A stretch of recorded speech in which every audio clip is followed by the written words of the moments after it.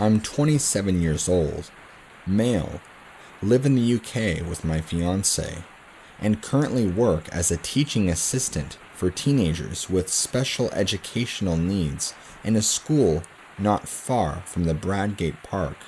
I have worked in a number of schools and children's home now, and these buildings, especially the children's homes, are usually old, renovated houses or halls.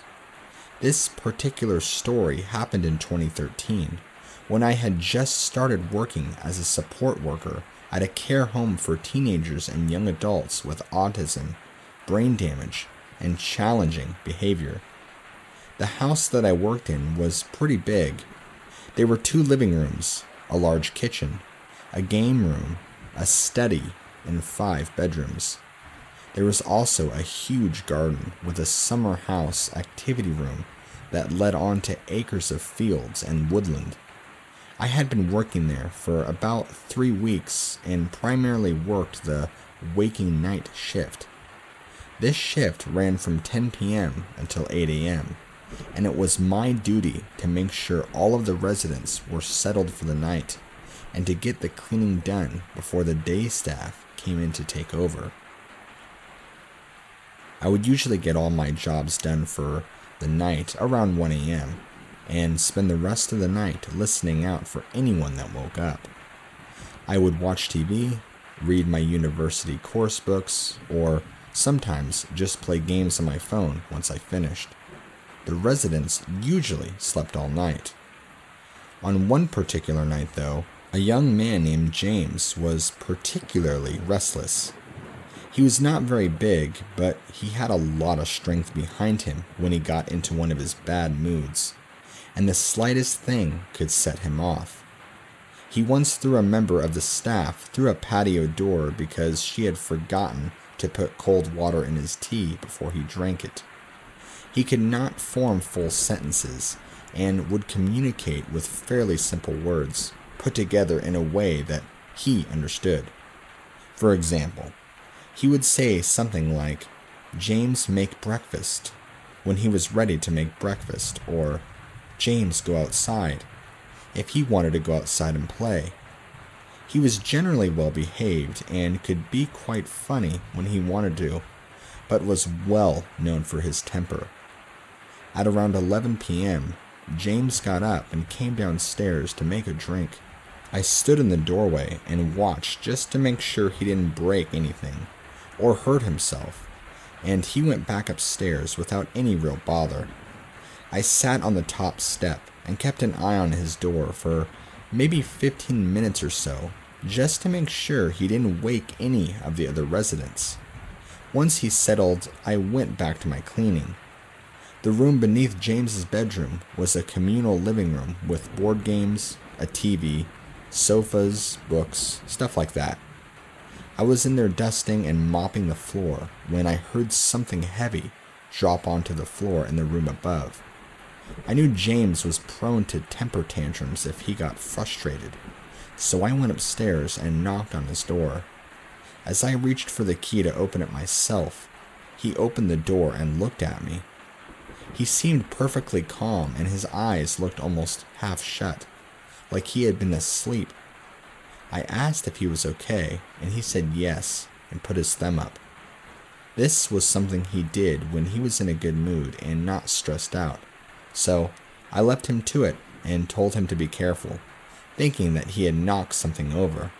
An hour or so passed, and by now I was in the kitchen cleaning the sink.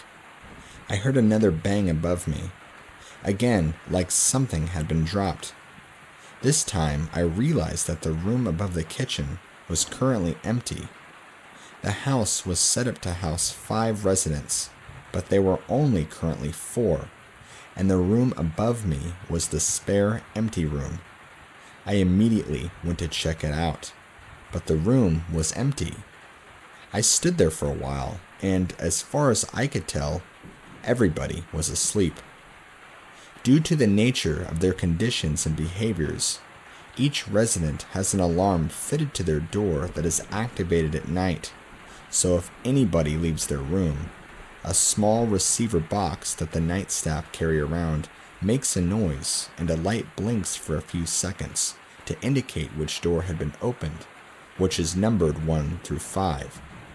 The alarm had not gone off, so I knew that the noise was not from any of the residents. I got back to my cleaning and didn't hear anything else for the rest of the night. The following night, I got to work just before 10, and as I entered the hallway, I could tell that something was wrong. James was at the bottom of the stairs, covering his ears and humming loudly, and 3 members of staff were with him. After a few moments, he was escorted to the sitting room, and the house manager gave me a rundown of what had been going on. For the last 4 hours, James had been quite agitated and kept repeating the phrase, "Sarah, little girl," when asked what was wrong. This was something we had never experienced with him before, and the general conclusion was that he had seen something on TV or in a movie that stuck in his head and made him repeat the phrase. Once James had settled into bed, the night staff left the other member of staff that was sleeping in went up to the staff bedroom. I got on with my tasks and, as usual, finished around 1 a.m. Soon after this, I went upstairs to do a quick check on all the residents, but as I got on the first floor landing, I noticed the light had been turned off. There were 2 small corridors leading to the bedrooms on the left and right-hand sides of the staircase. James's room was on the left, and the light switch was just outside his room. I turned the corner to flick the switch, and there, in the darkness, in complete silence, was James. He was standing in the corner, completely naked, with his eyes as wide as he could possibly hold them. I'm a big guy, 6'3" and weigh about 220 pounds, but at that moment, I was really creeped out. I spoke calmly to James and asked what was going on, and for a while, he said nothing at all. Then, as I turned the light back on, he let out an ear-piercing scream and started slapping himself around the face. The sleep-in staff woke up at this point and helped me calm the situation and get James back into bed before reassuring the other residents that everything was fine. After that night, I had 4 days off. My shift pattern was 7 days on, 2 days off, followed by 8 days on and 4 days off, and I was relieved that this incident happened just as my time off began. I got back to work the following week and was told that the situation with James talking about that little girl had got a lot worse. He would spend hours staring out of the window that overlooked the garden, saying, "Little girl, where are you, little girl?" And no one knew where he had heard the phrase. That night, around 3 a.m., the alarm went off to say that the door to room 5, the spare room, had been opened.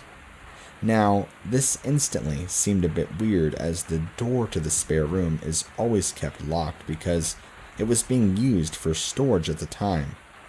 I went up to investigate and found James standing in the room in the dark. He didn't seem to notice me entering and was just standing there whispering, "Where are you?" over and over again. I gently touched his shoulder and said something like, "Come on, mate, let's get you back to bed, it's late." James turned around and started heading back to his room, and for a second I was relieved. But then, as I locked the door to the spare room, he screamed out, "Oh no!" and started pummeling the door with both fists. As he did this, the alarm went off to indicate that the front door had been opened. The only people with the key to the front door were myself, as the night wake staff, and the house manager. The door has 4 locks on it, 2 that require a key, and 2 that require electronic ID cards. It was now 3:25 a.m., and the manager never came in before 8, so I presumed that he must have had some kind of mistake and continued to defuse the situation with James. He finally calmed down and went back into his room, so I went downstairs to check the front door. To my surprise, it was wide open. I shut it immediately and started checking every room in the house in case someone had got in. I then checked on each of the residents just to make sure they were still in the house. Everything was fine. The next night, everything was calm until around 2 a.m. when one of the other residents, Connor, got up and said that someone was tapping on his window. I guessed that he must have just been dreaming, as his window was on the 3rd floor of the house and was at least 25 feet from the ground. I went back up to his room with him to reassure him and checked his window. Sure enough, it was shut, and the security lock that prevents it from opening wide enough for someone to fit through it was still sealed. As he got back in bed, I heard footsteps on the stairs outside of his room. He froze for a second and looked at me with an expression of pure panic on his face. I opened the door to see who it was, but no one was there. He was clearly scared by this and said, "Is he back?" My blood ran cold. I asked, "Is who back? What do you mean?" Connor looked over my shoulder and then sank down into his bed, pulling the covers up to his mouth.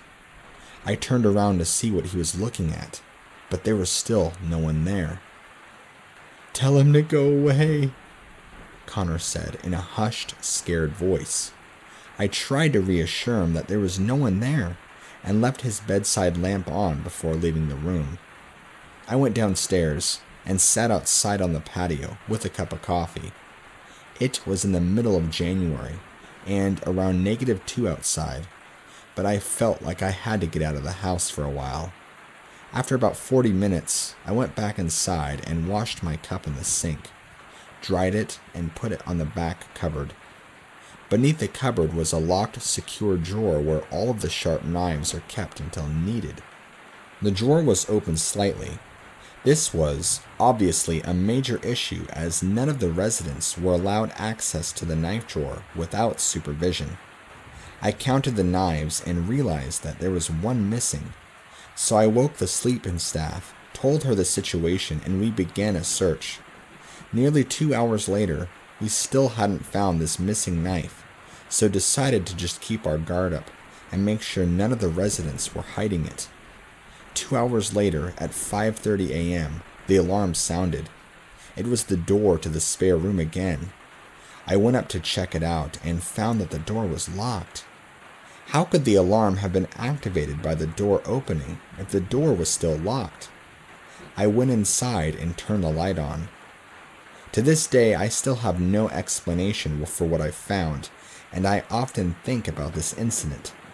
The bed had been pushed from its usual place and was against the wall, and the wardrobe doors were open. There were screws and nails all over the floor, but nothing broken. But the most disturbing part?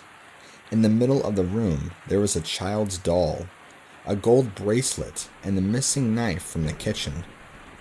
The doll was an old-style baby doll. My guess was that it was made in the 50s from the style of clothes and the overall look of the doll. The bracelet was simple but old-looking. I left everything as it was and reported it to the manager as soon as she arrived. No one ever claimed that the bracelet belonged to them, and it was taken to a charity shop soon after, along with the doll. After the doll and bracelet were removed from the house, James seemed to calm down and never mentioned a little girl or stood around in the dark again. I still don't have an explanation for everything that happened, and sometimes think that it was just a combination of strange behavior from a young autistic guy and the fact that that house was old. But on the other hand, a lot of stuff happened that I can't explain logically. My only regret now is that the doll and bracelet are gone and can't be examined or identified.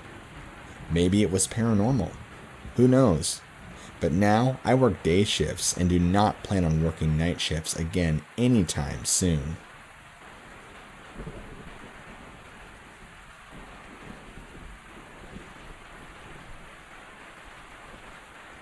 I used to roommate with my brother when we were in our earlier 20s. My brother was only 2 years younger than I, so after we moved out from Mom and Dad's, we thought it would be a great idea to get a shoddy little shack of an apartment together. Actually, we ended up scoring a duplex together, with the other duplex being vacant for quite some time. We got a pretty good deal on it, and it was a 2-bedroom, 1-bathroom with a decent-sized living room and bathroom. When we first moved in the fall, things seemed to go pretty good. I had just started a new job, and that was great. My brother was already working crazy hours at his job that he had, so we weren't home most of the time. It wasn't until a few months into living in this place that we began to notice and experience strange things. There would be times where we would both come home and things would be moved around our place. It only got worse. Things escalated and objects and things around the house were moved, doors left open, and even our mattresses being flipped, scratch marks on the door, etc. We had to call the police a few times because we were convinced there had been break-ins with the door being left open, etc. The police unfortunately couldn't find any signs of such, and nothing was stolen or taken from our duplex. It wasn't long after that when we started to hear strange noises in the other neighboring duplex. Sometimes it would sound like whispering. Other times we'd hear deep groaning sounds and other bizarre noises. There was a couple of times that I was convinced somebody was dragging chains or metal across the floor. It freaked me out at first, but then I suspected that there were homeless people living in it, and I began to put together all the pieces, and that's what's been going on, and they had been breaking into our part of the duplex. I had called the landlord and had him get the police to investigate further. They found nothing. No signs of any windows broken. No forced entry.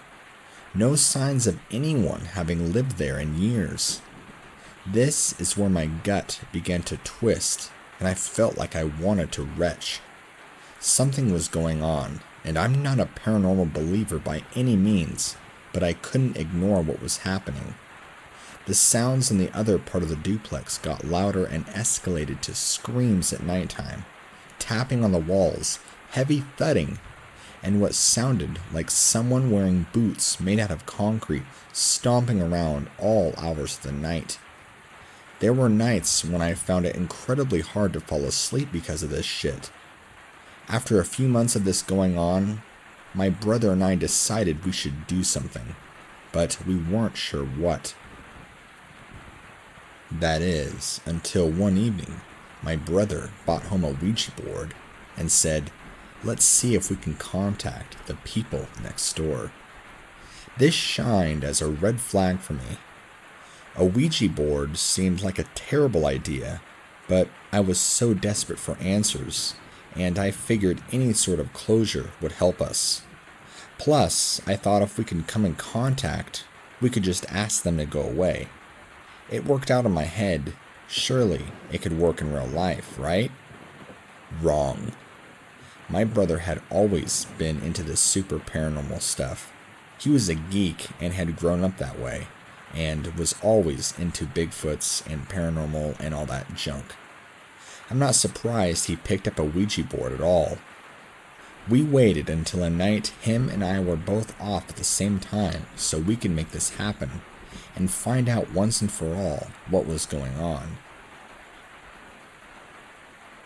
Friday night came. He had taken the day off work, and I was home after work. This was about 7 or so at night, early February, and we lit a few candles and let the house be totally dark. We set the Ouija board up and listened closely. Everything was quiet. No noises coming from the neighboring duplex. We began to place our hands on the planchette, and I let my brother lead and ask questions since he knew how to work this thing much more than I did. My brother said out loud, "Who is here with us in the duplex next door?" Nothing. No wind, no creepy sounds, nothing. We sat there and waited for another minute in silence. My brother then proceeded to ask more questions. Has anyone died in this duplex? Why do you make so much noise at night? What is your name? Nothing. No sounds. Nothing. After all of this going on for minutes, I finally spoke up and I said, I knew this was a bunch of bullshit.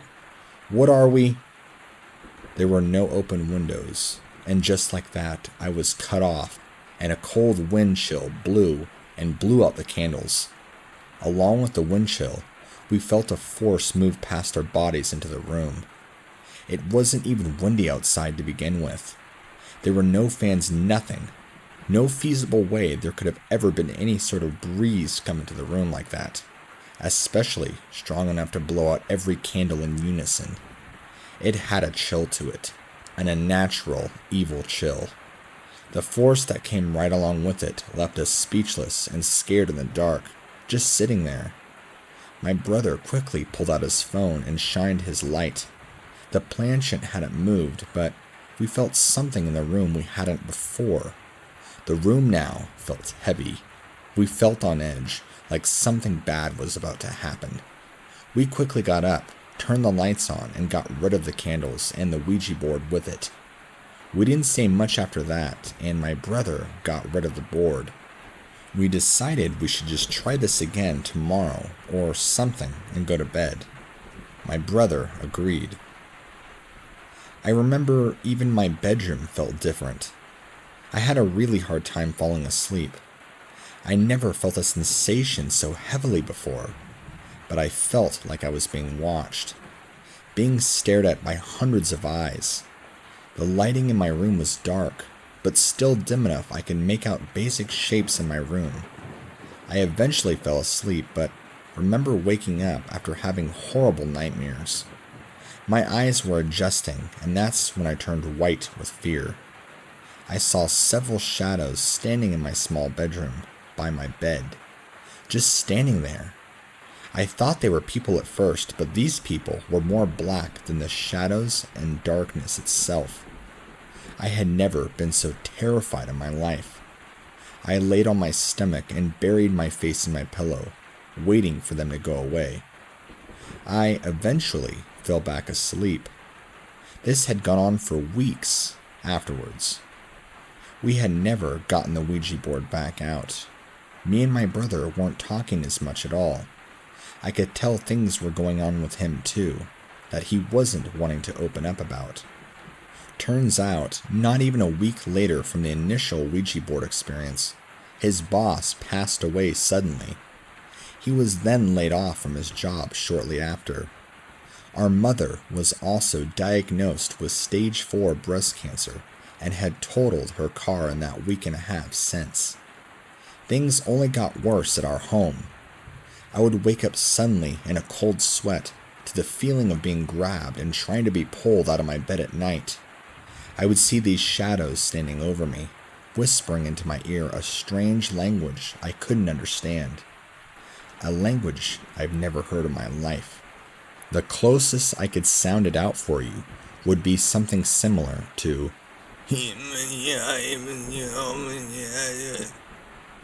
whatever these shadows were that were infesting my room began to become more and more violent as time went on. I also want to note that during this time, and since the Ouija board thing, that I hadn't heard any sounds come from the other duplex since. It's almost like using that board somehow sucked whatever was in that duplex into ours. I had tried to talk to my brother and ask if he was experiencing any of these same things I was going through. He wouldn't talk about it though. My brother is normally a pretty chatty Cathy, and I've never been around him so mute before in my life. It's like his personality had changed and he wasn't himself at all. He almost looked ill. I can only imagine what he was going through at night. If I would have only known. Not too long after, I remember getting home at night, and he was in a dark place. He had taken a knife and was threatening to cut himself, and was hysterically crying, telling him the beings in his room were driving him mad and they were trying to get him. They were trying to drag him to hell, and he wanted nothing to do with it. This was a total and complete emotional and mental breakdown. I tried to calmly talk to him and tell him to put the knife down. 3 hours into this, and he finally let go of the knife and kept telling me he needed to move out and get away. That with our mom virtually dying miles and miles away, since we lived in a different state due to our work at the time, so we weren't able to visit our mom. I told him we would look and see what we could do to break our lease early and get out. The next day is when it happened. You'll have to excuse me because this is tough to write. I came home from work, and the house was quiet. My brother should have been home. I knocked on his door but didn't hear anything, even though I called his name. I still didn't hear any sounds. Something in my gut told me to open his door, and I did. I dropped to my knees and began sobbing uncontrollably. So much so, I felt like a part of me had died right there in that very moment. My brother had hung himself on his ceiling fan with a blanket. He was naked and had what I can only remember as deep claw marks all over his body. The police came, and a note was apparently found that he had left before he died. They asked me if he had dealt with any mental illness or potentially schizophrenia. I told them never, and he'd always been normal up until recently, when we had some things go on in that house. They didn't inquire more about that, since they would have blown anything that sounded paranormal off entirely. I never actually read the note myself, and I have no desire to. But apparently I was told that he talked about being driven to the edge with these creatures taunting him, driving him to suicide. He said he finally succumbed and couldn't resist their allure. He was being taken to hell by these things, and that's where he was destined to be. I didn't even know how to feel about that. Days later, I couldn't cope anymore with everything going on. I broke my lease and left just about everything I owned there, and I flew back to be with my dying mother. This was about 14 or so years ago, just when flip phones were still big. It's still hard for me to talk about this sometimes, and I apologize for this being so long.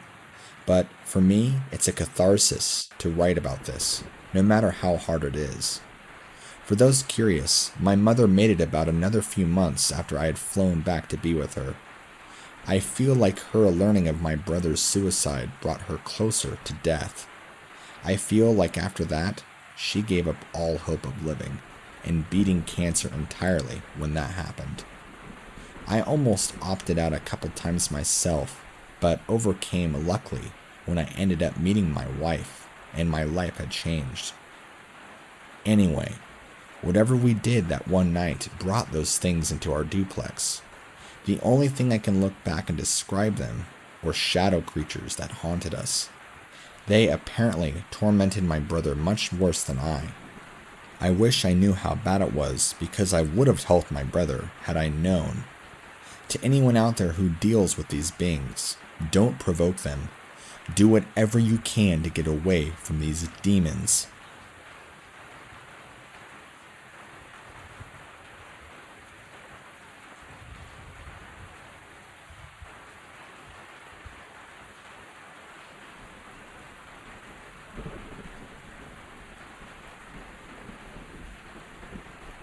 This happened about 2 years ago, nearing the end of September.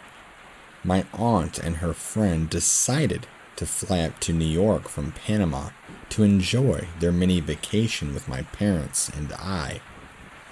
Although many strange and paranormal experiences have happened to me ever since I was little, this event stayed with me and affected me more than any other experience.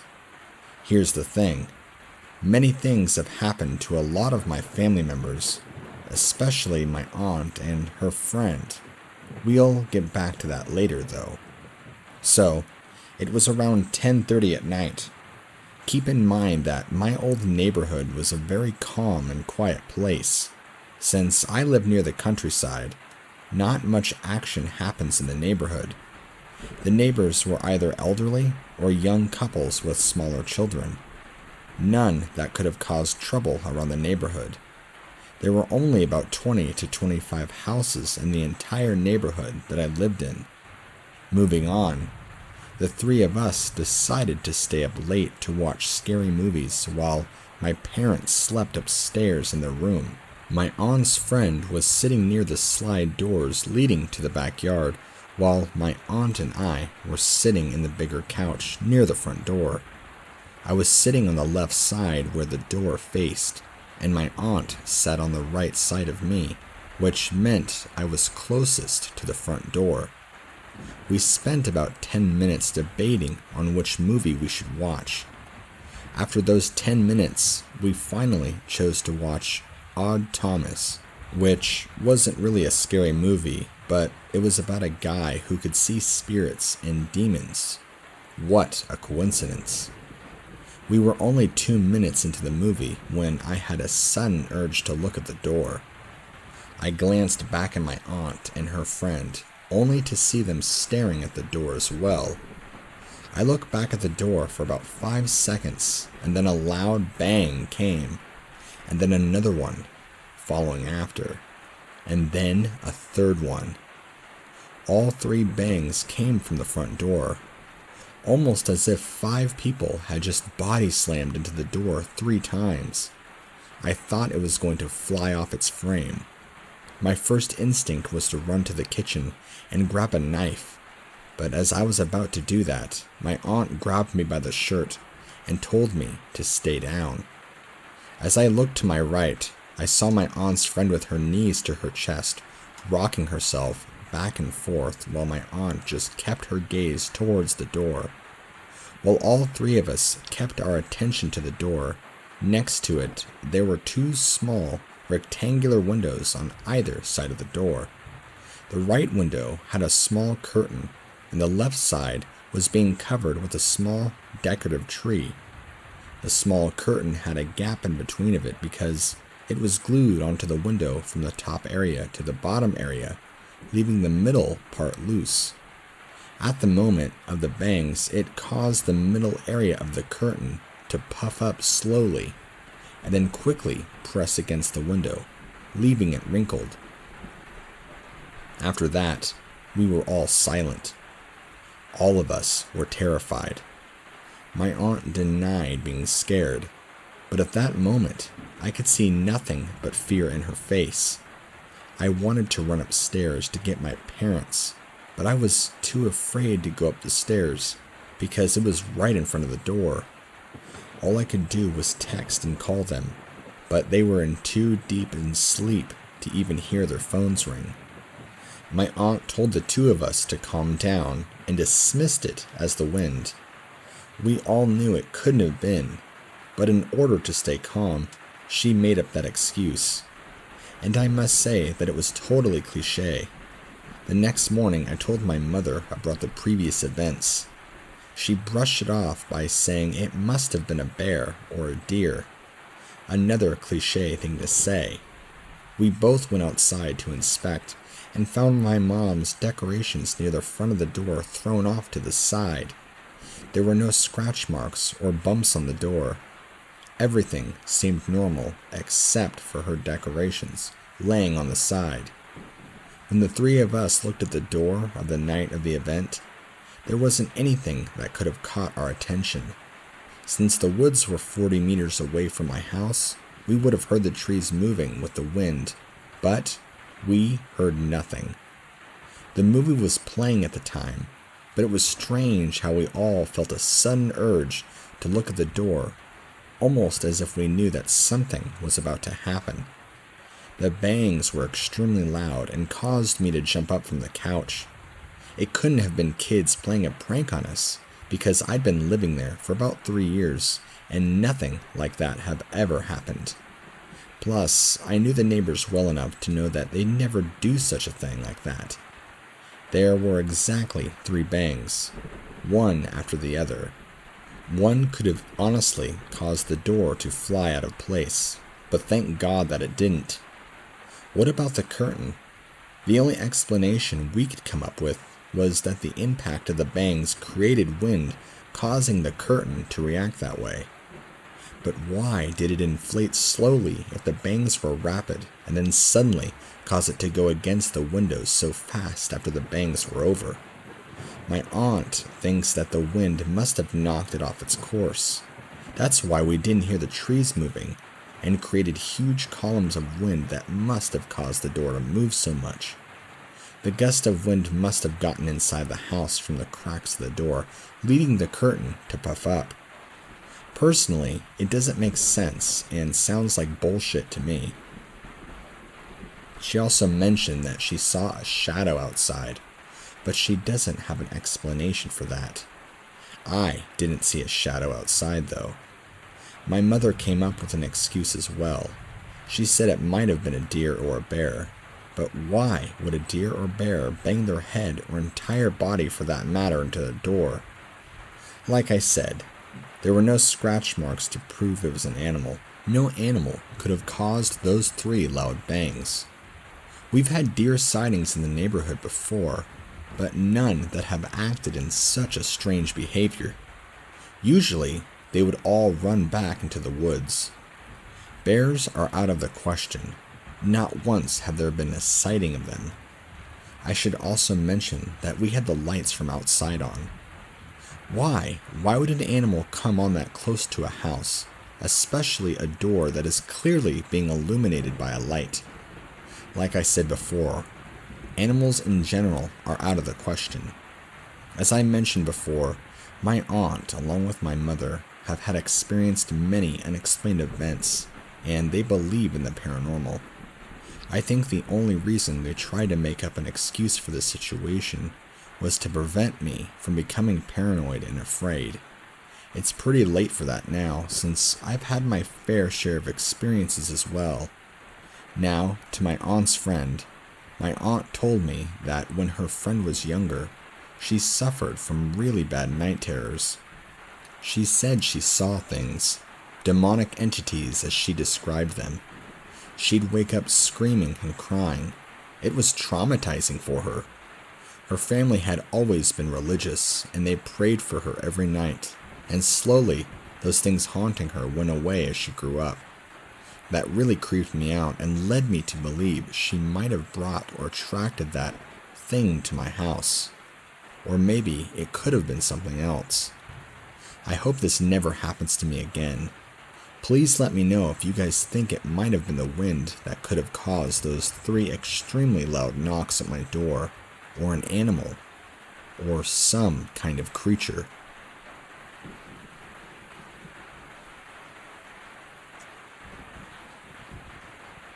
I know they watch me.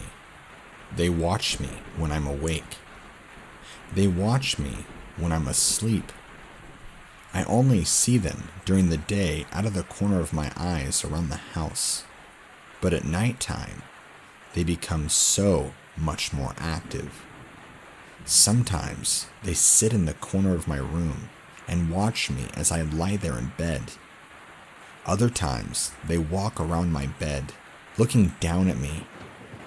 Other times, I hear them outside of my room, making groaning and growling noises, and other sorts of frightening sounds.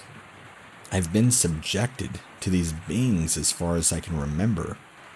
It's why I feel like I've developed sleep problems.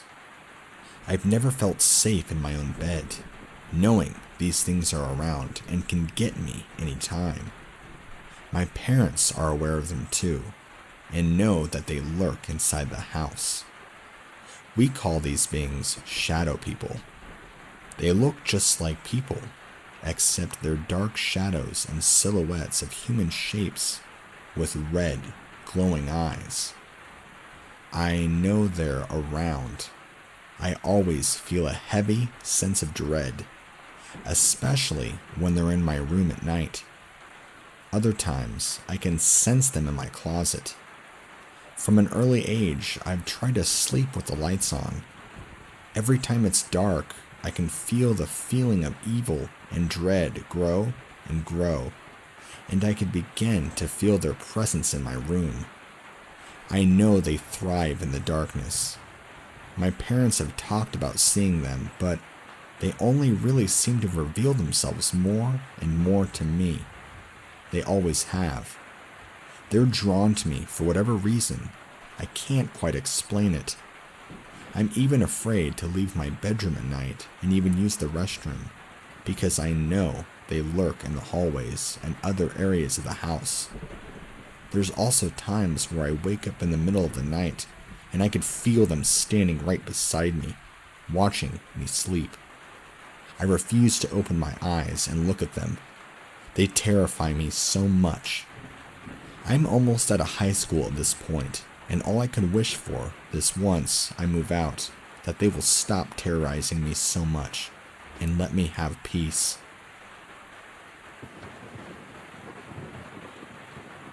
I live in Canada, and I live in Alberta, and I have had some freaky-ass experiences in my home. Well, my whole family has. Examples of things that go on in my house are stuff like sleep paralysis, and things nowhere close to anyone being moved in front of us. Also, a whole bunch of creepy noises and things going bump in the night.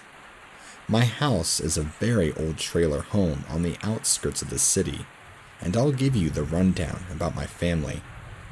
My mom is a very religious woman, and is a believer in the supernatural, and a horror movie fanatic, I guess. My younger brother, who is 16 years old, is a very avid soccer player, and plays on Victoria, both the men's team and the U18 team. This will tie into the story, so don't worry. About 2 months ago, in April, I was home alone gaming in my room, playing some Counter-Strike Go with a mate. Well, I had played for about 2 hours, and I was kind of sick of playing Counter-Strike Go, and I decided to turn my PC off and watch Netflix on my phone. Just as I started watching a new show, I found on Netflix I had heard some noises from the kitchen, for example, such as the cabinets were opening and closing, plus the dishes in the sink were being moved. This isn't unusual, since when my mom gets home after my brother's soccer games, she puts some of the dishes from the living room into the dishwasher and puts the clean dishes into the cabinets. Well, without thinking about it, how long my mother was gone for, which was relatively a short time, she wouldn't have even been home for another hour or two. I left my room to see something in my hallway, just standing outside of the kitchen, which connects to the hallway through a short corridor. As I focus on the thing at the end of the hall, I thought it might be my brother. Then I realized that it doesn't have a shadow on the wall behind it, which was weird, and this piqued my curiosity, and I decide to take a harder look at this thing. My heart goes into my throat as I realize it's like a shadow, like silhouette, made of wispy black shit. As I stand just outside my room, I think it shocked me so bad I don't even know what to do without even thinking about it. I open my room door and slam it behind me, fearing for my life. All I could do was think of doing was calling my mom and telling her what I just saw, and she just tells me to get the fuck out in those exact words, and I did. I open up my window, which doesn't have a screen, and hop out of it and book it to my friend's house. He lives about 2 houses down from mine, and when I get there, I tell my friend what happened to my horror, and he starts to go pale and begins freaking out and tells me about one of the times he was at my house for a gaming night, and we planned on him staying the night, which he didn't because of this. He began by telling me his story. He was going to go to bed on the living room couch, and out of the corner of his eye, he said he saw something in the kitchen that kinda looked like a figure made out of a black mist, He didn't tell me this because he didn't want to scare me, and he told me he was going to sleep in his own bed that night. I am still living in that house, and sometimes I still feel as if something is watching me. I hope that I don't meet that thing again.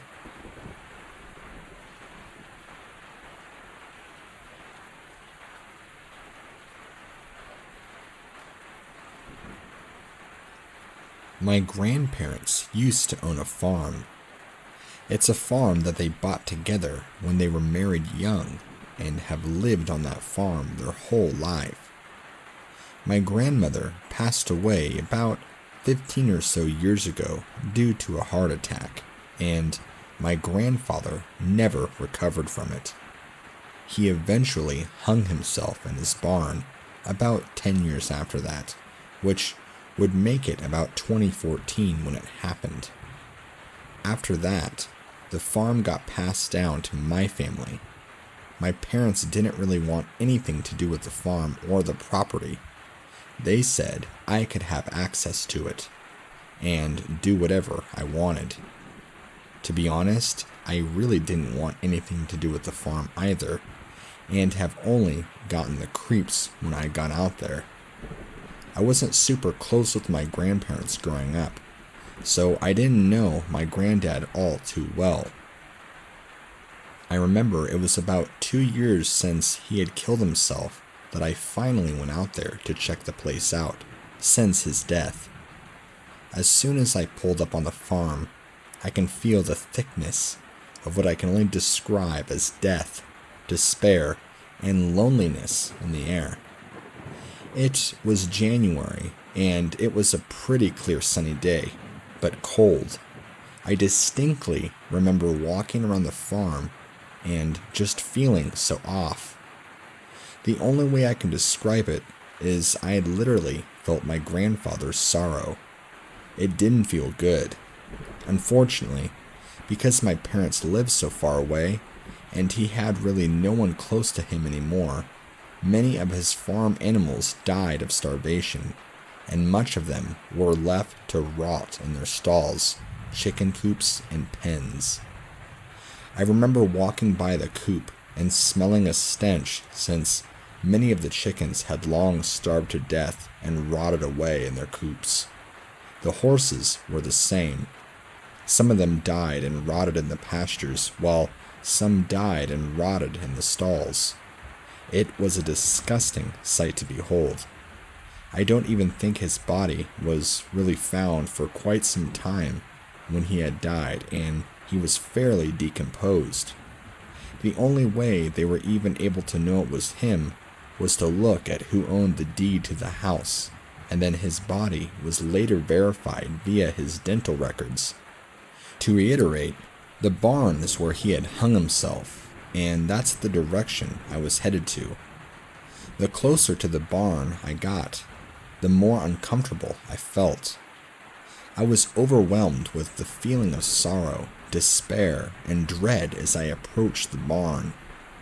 I remember opening the barn doors, and inside seemed so much darker than it should have been. I felt immediate fear and dread wash over me. I could have sworn I saw eyes and shadows moving along the top part of the open barn. I would say the most terrifying part of all this, for me, was the noose that my grandfather hung himself with, primarily still in contact. Well, the noose part had been cut down when they retrieved his body, but the rope part was still hanging. This shook me to the core. What happened next was something beyond our realm of existence. It felt evil. It felt supernatural. It's like I was in a trance. The next thing I know, my legs start moving into the barn. I somehow felt drawn into the barn by some unknown source. I have no idea what it was to this day. As I stepped in more and more into the barn, the doors began to close behind me, and it got really, really dark. Unnaturally dark. Especially since there is a small window at the top of the barn letting in fresh air, and a little bit of light. As soon as the door closed, it was like the darkness enveloped me and came alive. I felt like my skin was crawling. I began to see shadows dance around me. I felt a million eyes staring at me. The closest I could relate to what I was feeling was imagining being trapped in a large room with someone with a weapon, and that you knew they wanted and were going to hurt you, and the lights go out. Imagine being on edge like this and knowing you could be attacked any second. That's what my fear was like. Something was holding me in this barn, and I don't know what it was. Some time had passed, and in the darkness, I remember gaining control, as I can only describe. I ran out of the barn and slammed the barn door shut. I decided it was time to get the fuck off of this property, going back to the car. I had to pass the house to get to the driveway. I remember as I walked by, I looked in the windows and I saw these dark figures staring at me with red eyes. I felt sick. I was frozen in fear, but my legs were determined to get back to my vehicle. Evil was all around this property, and I needed to leave, now. I eventually made it to the car and took off. I called my parents later that day and told them I wanted nothing to do with the property, and it was their problem. They still to this day have done nothing with it, or have come to visit. Like I said, my grandparents didn't really have anyone they knew or were friends with or close to in this area, so much of their property stays abandoned and left as is. My parents still legally own it now, as far as I know. The property is just going to sit and rot, like much of the animals that lived on that farm did after my grandfather opted himself out. I don't ever want to go back to that place again.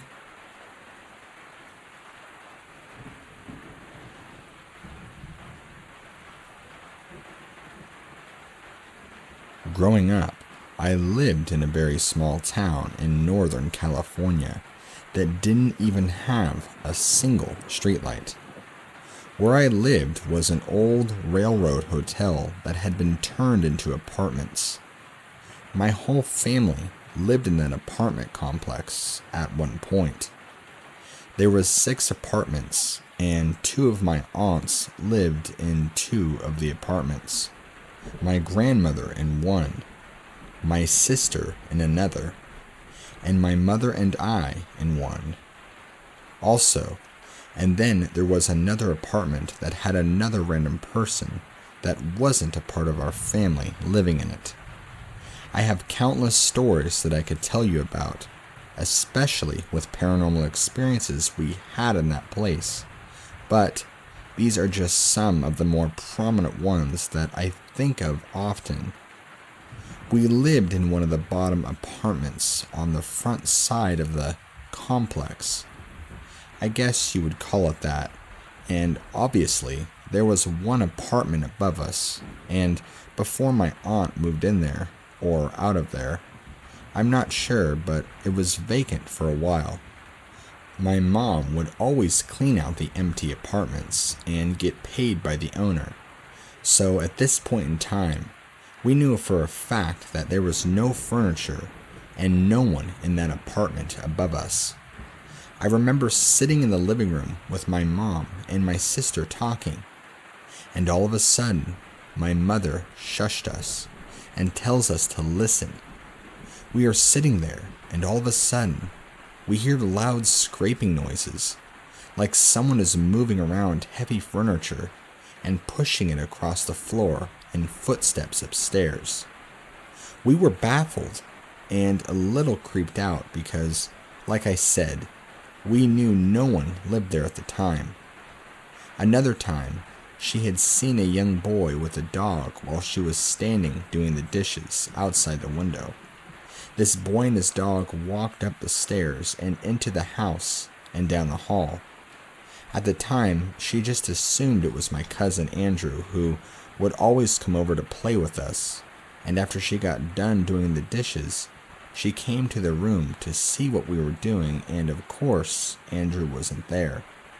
She was very confused and asked where he went because she never saw him leave. But then I told her that he never came by. So she called his mom, and sure enough, he had been home the whole day. So my mother seen some sort of young boy spirit with a dog walk in the house and down the hallway, and was ultimately pretty creeped out by that one. Another time, she was cleaning out the middle apartment that was in the yard, and the people who lived there were absolutely disgusting. She literally had to rake out all the garbage off the floor, but that's a whole other story. So anyway, she started to hear a baby cry, and at the time, no one in the apartment complex even had a baby, so she was very confused, and it sounded like it was in one of the rooms in that apartment. I specifically remember her telling me it sounded like it was coming from a closet, but she looked and could not find said baby. I never really had any crazy experiences other than hearing people walking upstairs when no one is home, or the apartments were vacant, and the whole furniture situation, but the bathroom in our apartment was really creepy.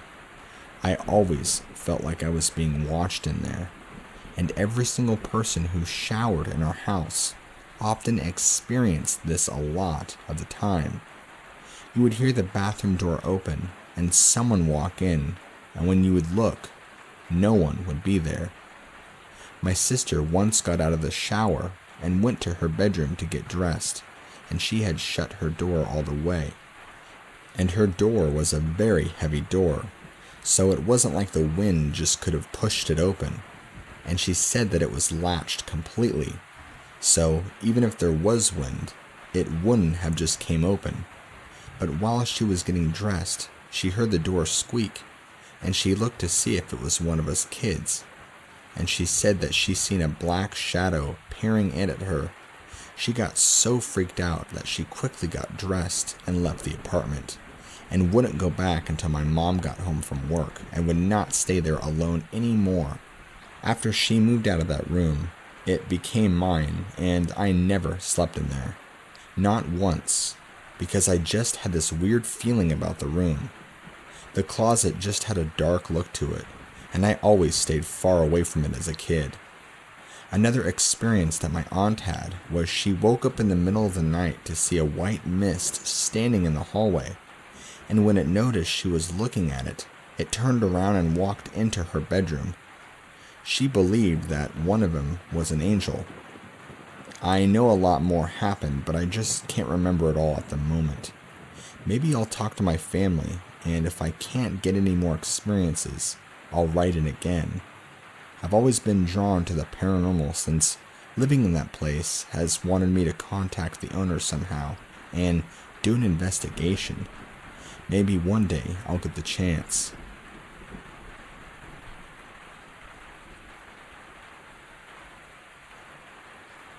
I'm a 16-year-old male, and I used to be a bit skeptic to all things paranormal, until one weekend at an abandoned house.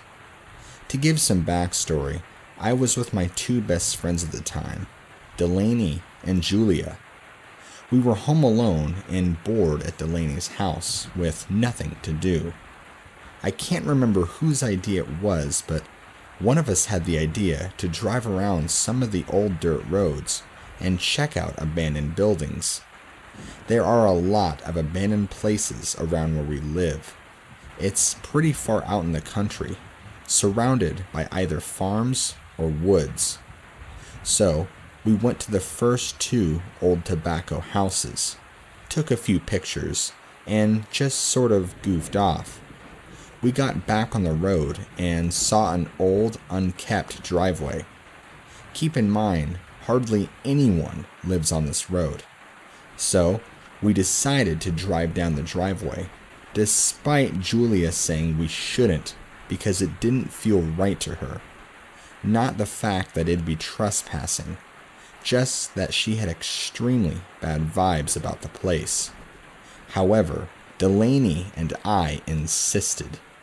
We drove down it, and it went pretty far back into the woods. This is where weird things started to happen. We parked the truck in a little clearing and noticed an abandoned house in the distance. However, before we got out of the truck, the front sensor went off, beeping like crazy. Then, so did the back one. It was as if someone had walked around the truck. The weird thing about this is we were parked in a clearing, so there was nothing to make the sensors go off. Even if there were, they would have gone off before we would have even parked the truck, and wouldn't have just randomly gone off in that order. Delaney and Julia were kind of freaked out, but I just ignored it. It wasn't until later that this would freak me out too. We all got out of the truck and started walking towards the house. I was in front with my friends walking a decent distance behind me. If I'm honest, I was just showing off and acting fearless. I wasn't that scared until I saw her, a woman with dingy, unkempt-looking hair in a colonial-style dress, looking around the corner of the house. She looked at me and just put a finger up to her lips and shushed me very loudly. The feeling I had is almost indescribable. Imagine feeling as if all senses of safety and protection is gone, and you don't feel at all happy. My heart felt like it stopped. I started crying. I was so scared. I knew she wasn't human. I don't know how, but I just knew. I turned around to my friends and screamed and run and started sprinting back to the truck. My phone flew out of my pocket about halfway back to the truck. My friend Julia told me that this happened, and I told her to leave it. Now, if you know me, you know I'm ditching my phone if I'm serious. Julia's and Delaney got stuck back of the truck. We tried to open it, but it was locked. Delaney reached for her keys, but they were gone, and so was her phone. It's as if whatever this thing was trying to keep us there. Delaney ran back and picked up Julia and I's phones and found her keys. We got in the truck and floored it out of there, back to Delaney's house. You might think it's just coincidental. We dropped all of our things, but the thing is, our phones and Delaney's keys were all deep in our pockets. It didn't make sense for them to just fall out on their own like that. Later at the house, we were all talking about the entire situation, and I was explaining what I had seen. My friends didn't even hear the shush, nor did they see the woman. I was afraid they didn't believe me, but Julia reassured me the look on my face, and tears were proof enough for her to run as well. We later found that there have been few sightings of ghosts on that road by workers at Fort Pickett, which is a military facility nearby.